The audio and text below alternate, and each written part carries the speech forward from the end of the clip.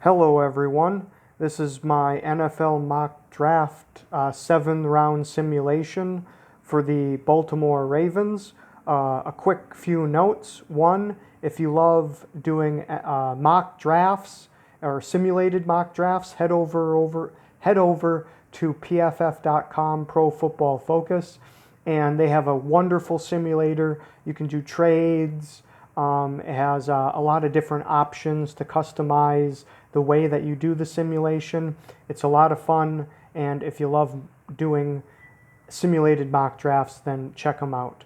The second note is that this is a mock draft that I'm acting as the GM. This is not what I think they will do. Rather, this is what I would do as the GM.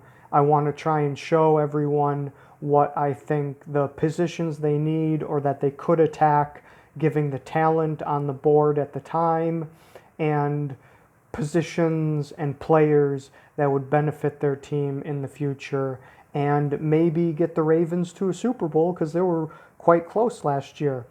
First off, at 28, I took a wide receiver, Denzel Mims, out of Baylor. I like him quite a bit. He's moved up draft boards. He has a great size-speed combination. He runs in the 4.4s for a guy that's like 6'3" or 6'4" and like 210, 220, something like that. So he's a real big guy who's really quite fast. The issues and question marks with him were, could he run a full route tree? Because Corey Coleman is another wide receiver that came out a couple of years ago out of Baylor, and he had great production and really good speed, but he's been absolutely nothing in the NFL, and I strongly suspect the issue is that his route running, because Baylor, they don't run a diverse route tree there. They just do a lot of fades, some posts, and one or two other routes maybe. So it's very, very limited from a route running standpoint. A lot of wide receivers at the Senior Bowl, Mims was able to showcase that he could run a lot more of the route tree. So that was really, really important for him. Otherwise, I don't know if I would have taken him this high.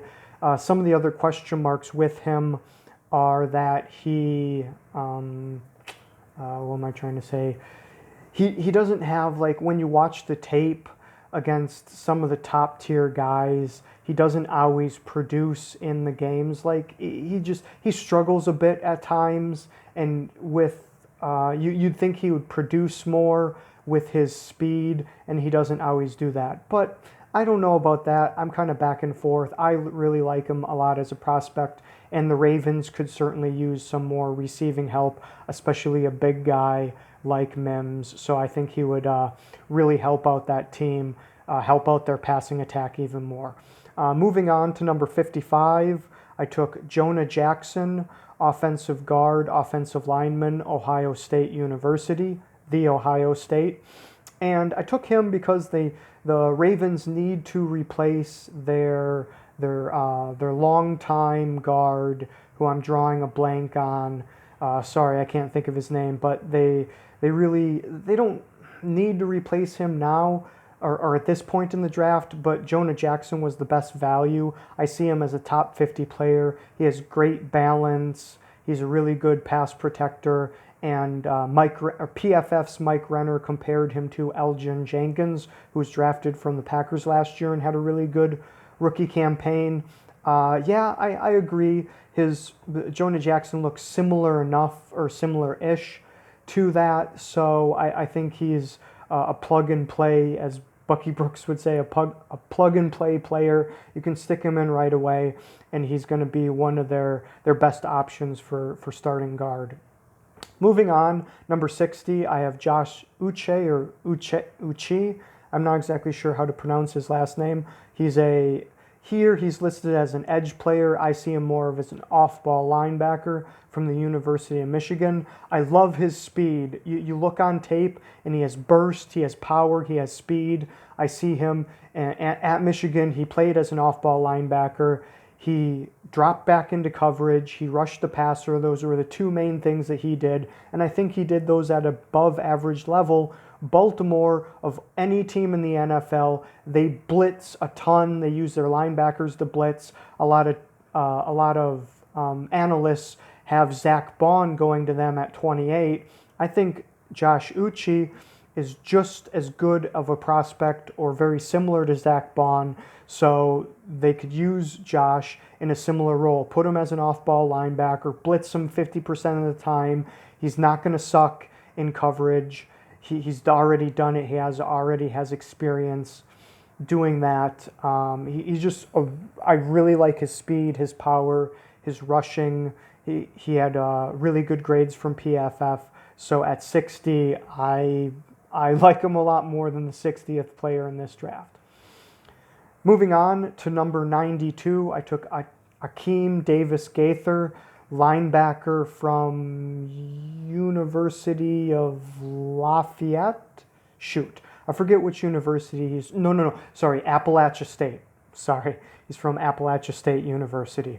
Okay, what I like about him, he's another coverage linebacker. He has some rush ability to him. He's really small at about like 220 or something like that. But Deion Jones, when he came out a couple of years ago, was a really skinny, smaller linebacker type guy. And look at what Deion Jones has done. I'm not saying Akeem Davis-Gaither is Deion Jones. I'm not saying that at all. But I'm saying don't worry about the size so much in the NFL right now. Linebackers nowadays are really almost like big safety prospects were 5-10 years ago. The guy is smaller weight-wise. That's not going to be a huge issue nowadays. Yes, he's another off-ball linebacker, but I think they can certainly use help there. Their outside and inside / off-ball linebackers, I don't really think they have an above-average guy there. They have Judon, but Judon had a lot of his pressures and sacks come from scheme, from stunts and twists and stuff like that. So these guys, I think, are some guys that can win one-on-one without having to scheme. Okay, moving on. 106, I took Cam Akers, running back, Florida State. Yeah, I don't love this pick at all, but I think it's solid. I really like Cam Akers. He's got a lot of speed. I think having some extra depth there because Mark Ingram is a little older. I think it doesn't hurt. Yes, there's other positions that are much better. I hate to take a running back in the top 120. I really do, but he was the best player that I could see taking there. The only guy who I rate as a top 120 prospect. So I took him. Like I said, I don't love it, but he's got speed. He's got good vision. His production is not the best because Florida State's offensive line was pretty crap. So, and Baltimore's is going to be better. I think it's solid to have a guy like that. Not great, not horrible. Moving on, 129, I have Van Jefferson, wide receiver, University of Florida.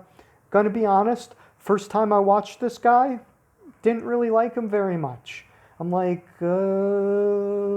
nothing special about him. And to be honest, he isn't super fantastic, but some of the good things about him are that his route running is pretty good.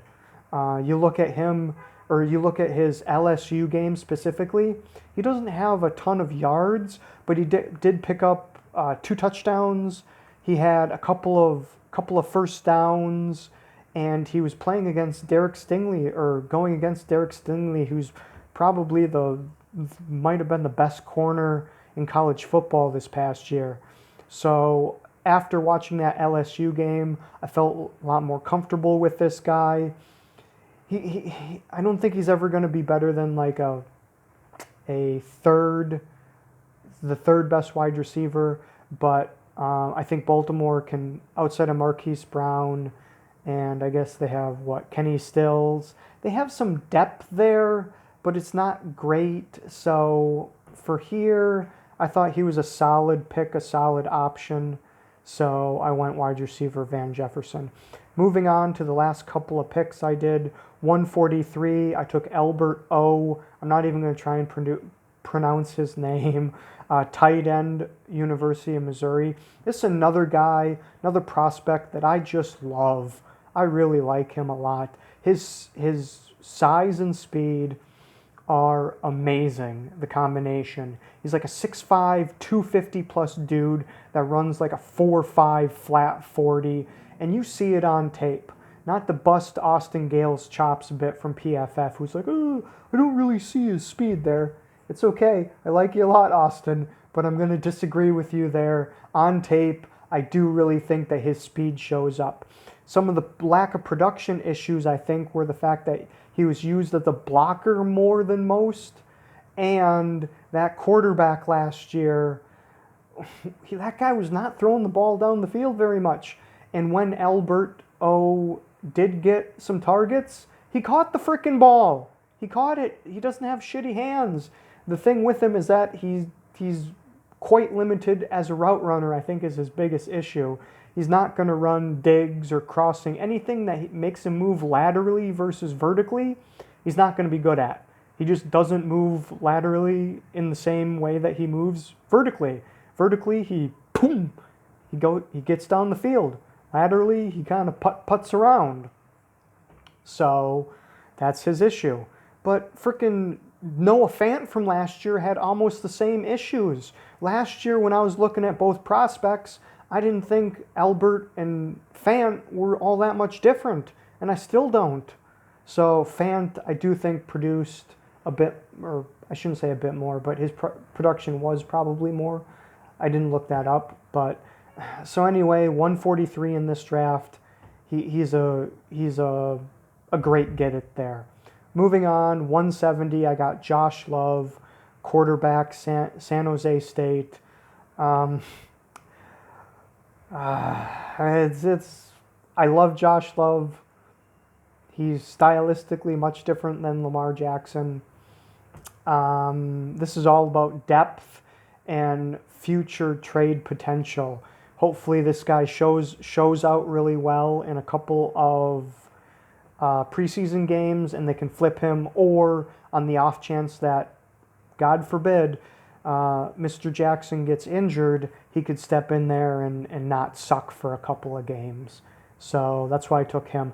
225, final pick, Marcus Bailey, linebacker, University of Purdue. I guess the best thing I can say about this guy is you watch his tape and he doesn't suck. He's not good. I don't mean to criticize. Well, it is a criticism, I guess. I'm not trying to